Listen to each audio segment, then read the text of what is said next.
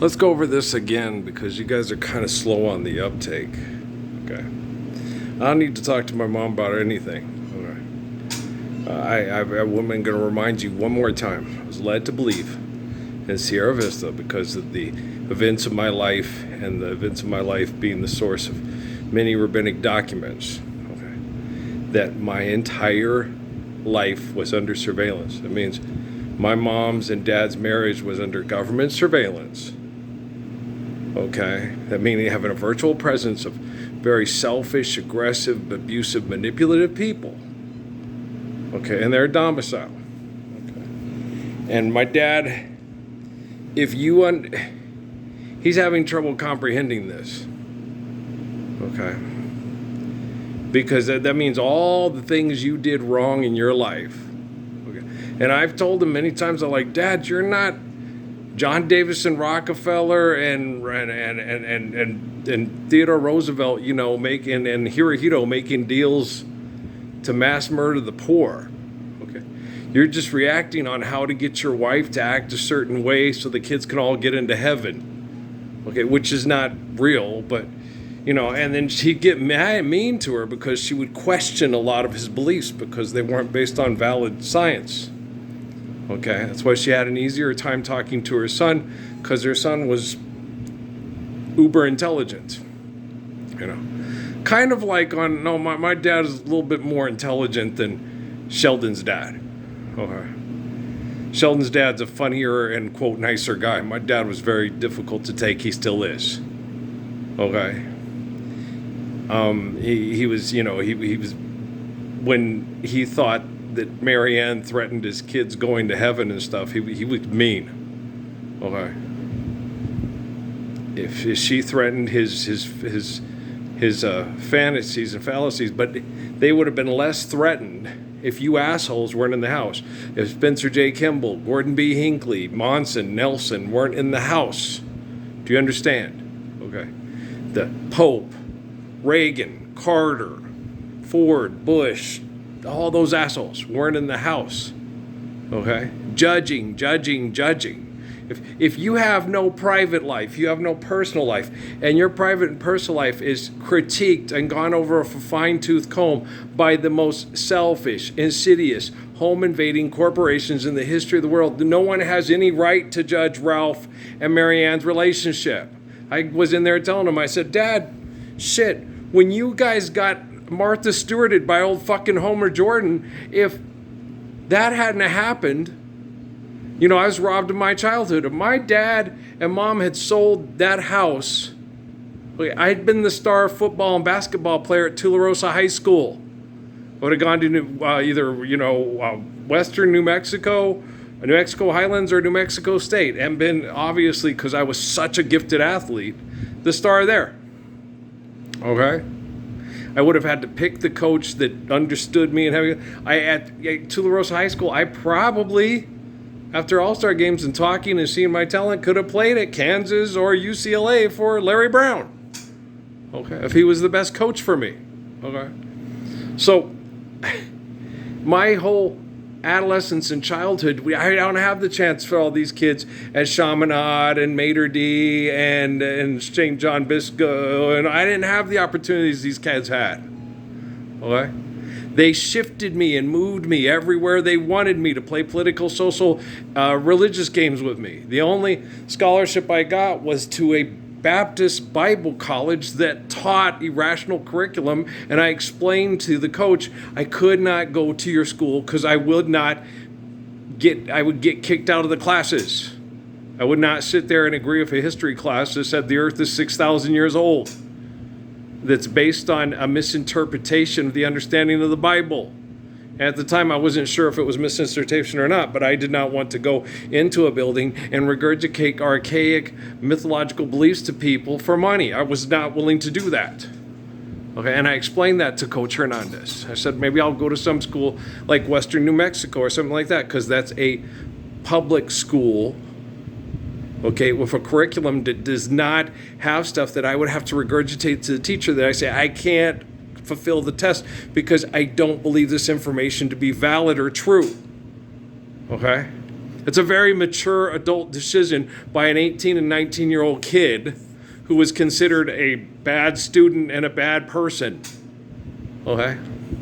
I cannot go to your school because I cannot agree with the curriculum, and I don't want to put you and Coach Westfall into a predicament of having to, how am I going to play basketball for you if I cannot take the history classes? I'm a history major. I tried to explain that to him. I don't think he got it. It's a lot like I have conversations with my dad or my sister or my brother. I sit there and I explain it like those people at Hobby Lobby yesterday. It's like, what the fuck do you not understand? What am I saying that's so fucking complex, condescending, and abrasive and obnoxious? What the fuck is wrong? Do I say fuck too much? Well, fuck you. Fuck me very much and fuck us all. I am fucking tired, for crying out fucking loud. I'm tired. Okay. I'm starting to feel, I know the time is at hand, I know all the celebrities, if there was any celebrities that knew who I were and were talking about, revealing Parsons, they were using me as leverage. They weren't like Michelle. Okay. Earl's just trying to help people, and I'll help him if I could. Okay. That was in 2011. Okay.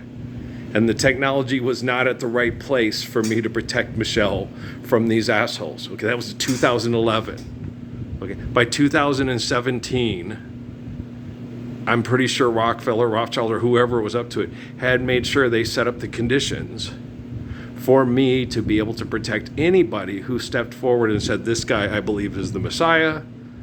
It should all live the Lord's Prayer with him. Okay. Since that time, okay, I know how Rockefeller works. Okay. The devil, the blue-eyed devil, the white devil, he's the devil. Say he is the, yes, he is the devil. Okay. David Rockefeller is a self-professed, yes, I am the devil. Okay. But so are you.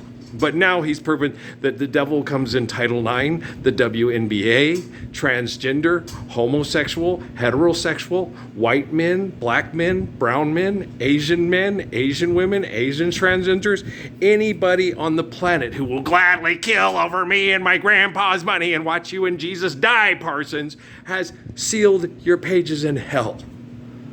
Okay? And how I begged you and begged you and begged you. And I still get up every day. Guys, one of you's gonna need to step up and recognize me and share, okay, the light of day with these people. I don't know who it's gonna be. I have a feeling it's gonna be a woman. And whoever it is, okay, all I know is with Max's mom, it's like, your dad was part of a corporation that spied on my parents and then judged my dad because of the relationship that he had with my mother. Okay. My dad didn't spy in your house and judge his relationship with your mother through spyware equipment to try to belittle his kid and kill his kid because his kid was going to put us all out of business. Okay, Max's mom and Emmy's mom? Okay. So just get that straight. Okay?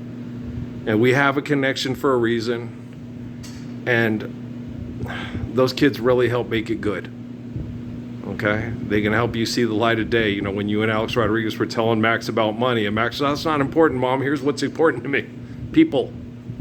Mom, I love people. Okay? In spirit, he's a lot like me, because that's how I was with my mom. Earl, you got to do that, and you got to make the money. That doesn't make any money. But then she'd tell me, do what you love, and the money takes care of itself. It's like, I'm not interested in money. Money's not real. I'm interested in doing what Jesus asked me to do. Lord's Prayer forever, Odele, right? And people that have that connection, that have that, it's a brain activity, okay? Where the one kid from Oakland that I talked to in Mexico State, he wasn't getting it. He kept talking about, I need my money.